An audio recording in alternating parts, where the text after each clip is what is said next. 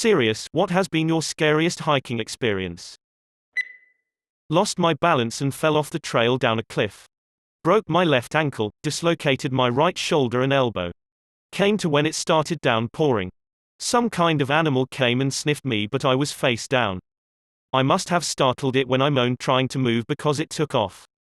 I crawled down about 200 yards when I came to a trailhead. A park ranger saw me and radioed for help. She put my arm in a sling and stabilized my leg. Gave me some water. Airlifted to a hospital from there. Wow man. Sounds like that could have been way worse than it turned out. Glad you're doing okay. When I was about 7, one of the kids in my neighborhood had told me that he knew his way around the woods and hiking trails by my house. I was a kid and had nothing better to do that day. So, I convinced my mom that we'd be fine, after all my friend knew where we were going. I said we wouldn't go far, and we'd be back in an hour or two, and then off we went. Spoiler alert, he did not actually know where the fuck he was going. We realized we were lost after a couple hours, and the logical solution to 7-year-old us appeared to be to wander around and hope we got lucky and found the trailhead we came in through. We wandered for a few more hours, gradually losing hope as the sun began to set. I can remember being completely panicked and convinced I was never going to see my family again. Eventually, and fucking luckily, we came across a guy who had been out for a sunset hike, and he actually had a map, and knew where he was going. He walked us back to the entrance by my house in the dark. I made it home safe to an angry mother who was about 5 seconds from calling the cops. On the one hand, she didn't have to call the cops.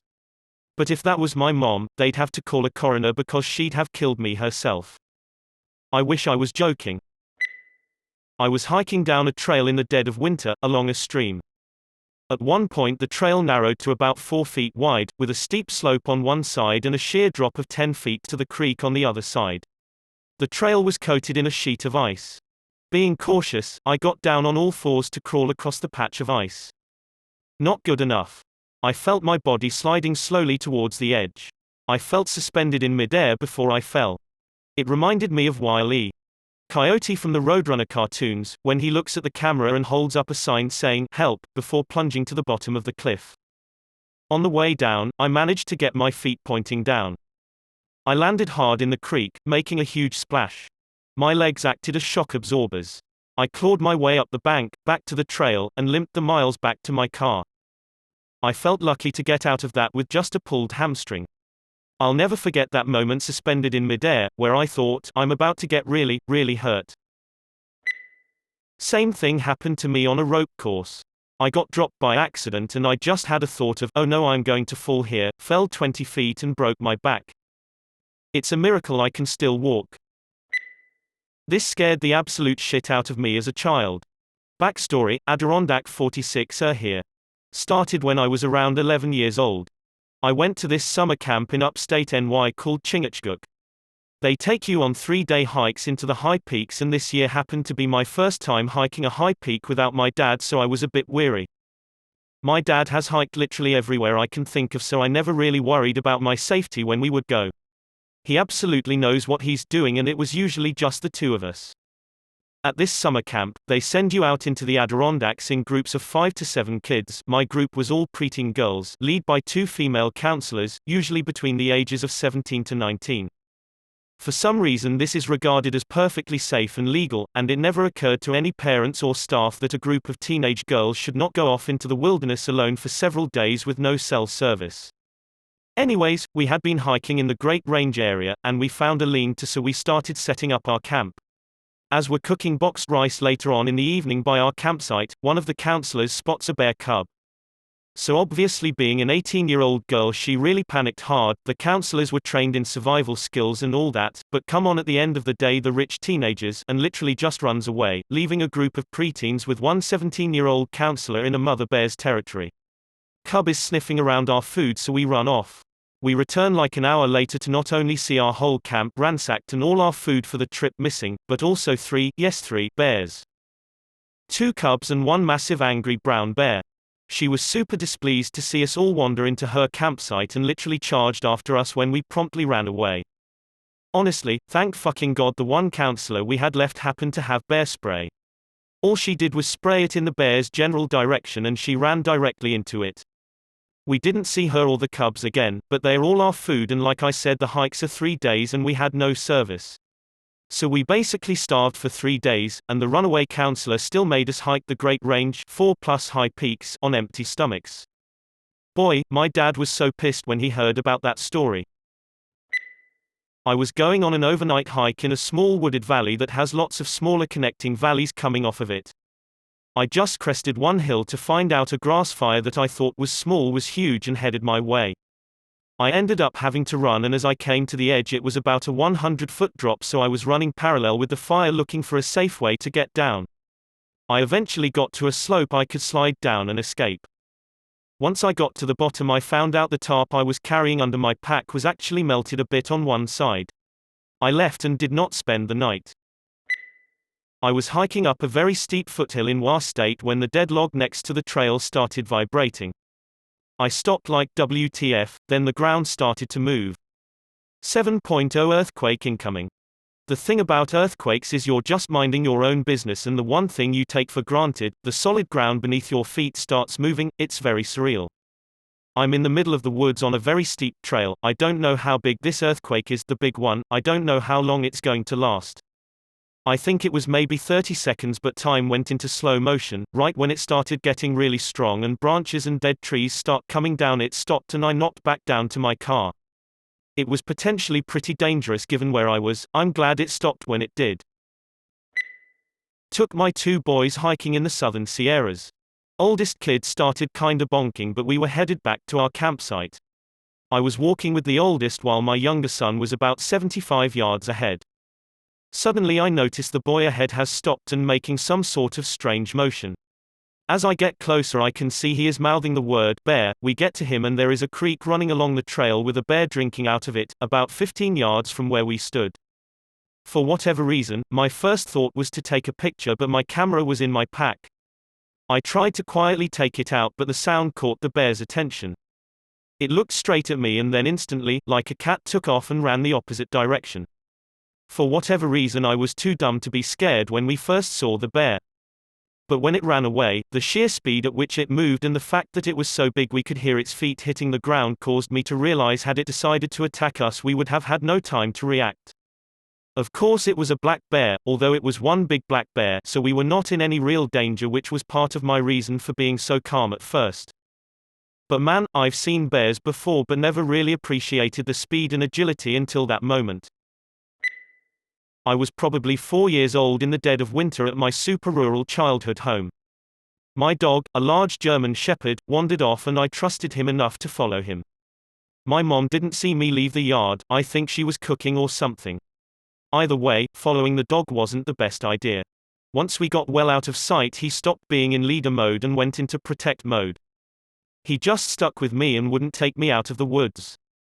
I was too young to know to follow my footprints back or anything, and it was dangerously cold.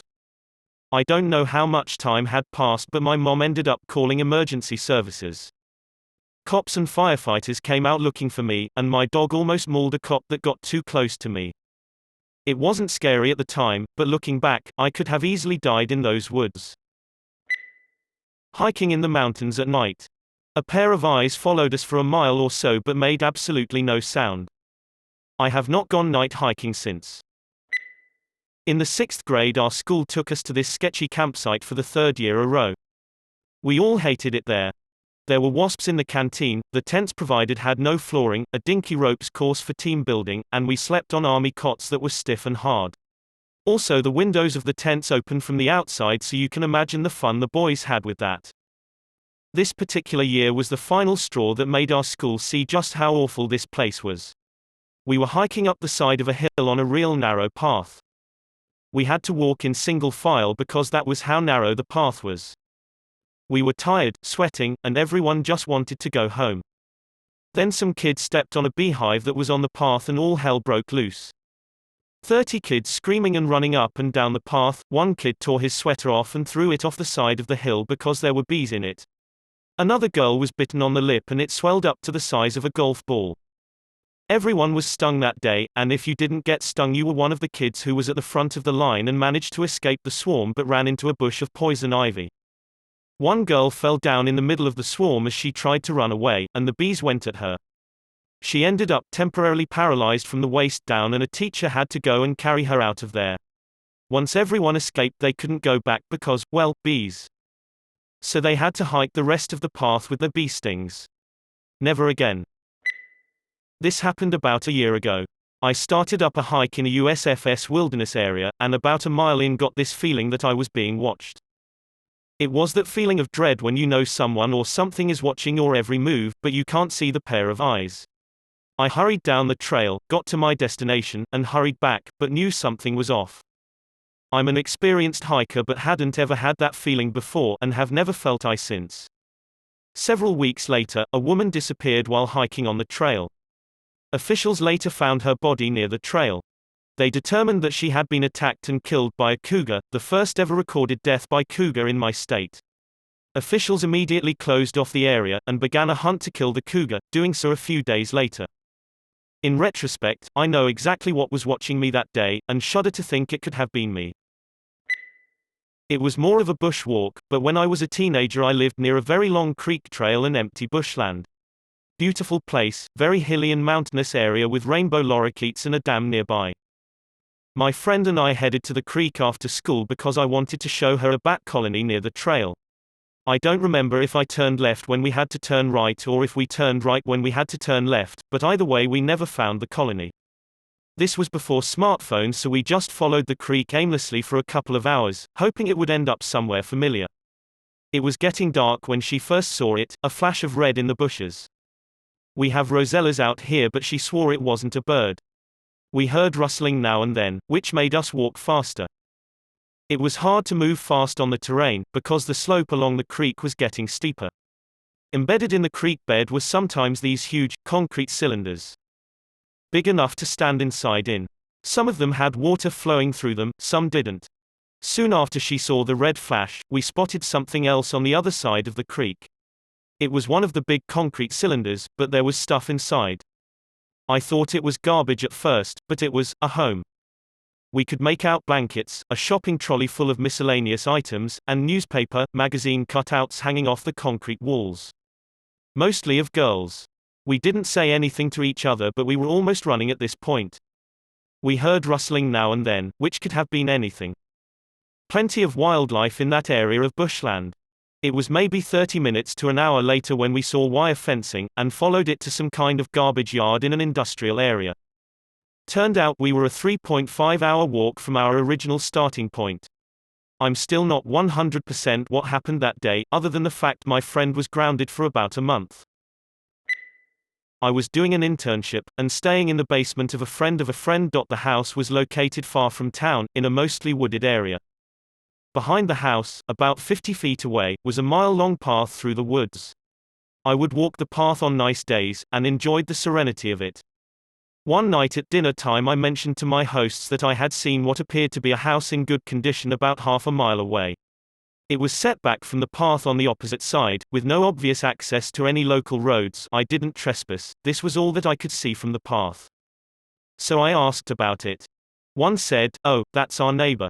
He's a hermit and hardly ever comes out. Nice guy, but best to leave him alone." No problem.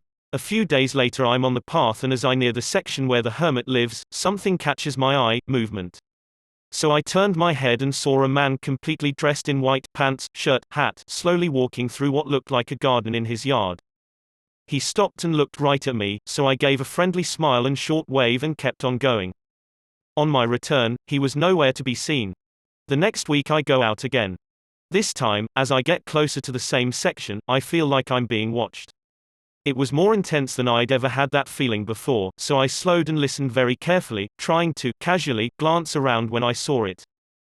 About 20 feet ahead of me, perched on top of a thin dead tree trunk, just below eye level, was a dirty and mutilated doll's head. It might not sound like much, but it was freaky.